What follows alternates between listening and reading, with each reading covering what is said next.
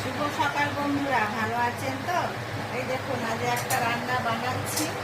হ্যাঁ, egg butter মশলা। 4টে ডিম সেদ্ধ করেছি।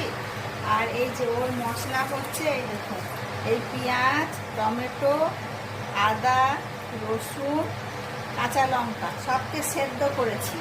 হ্যাঁ, এই দেখুন, সবকে সেদ্ধ করেছি। সেদ্ধ করে এবার এগুলোকে বেটে নেবো। মানে আজকে এগুলোকে সেদ্ধ করে বাটবো, কারণ মশলাটা সুন্দর তেল তেল ভাব হবে। এই দেখুন, এবার এটাকে জারে পিষি।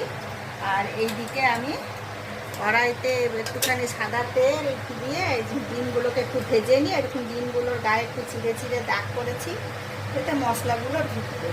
ঠিক আছে, এরকম গ্যাসটা জ্বালি, ডিমগুলো ভাজি, মশলাটা করি। ডিম ভেজে তুলে নিয়েছি।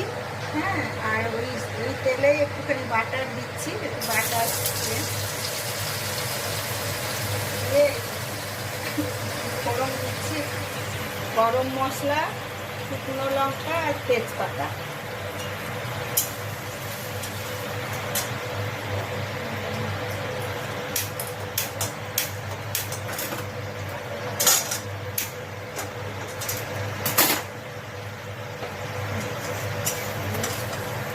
এবার এইটার মধ্যেই এই যে মশলাটাকে বাটলাম, দেখালাম আপনাদেরকে সেদ্ধ করা সব।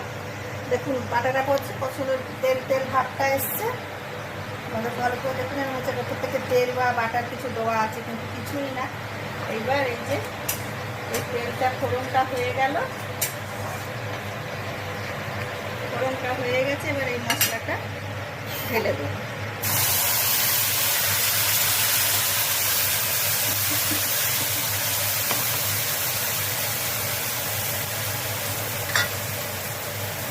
একটুখানি আদা জিরে বাটা দেবো, ধনে গুঁড়ো দিলাম, ধনে গুঁড়ো আর অল্প জিরে গুঁড়ো।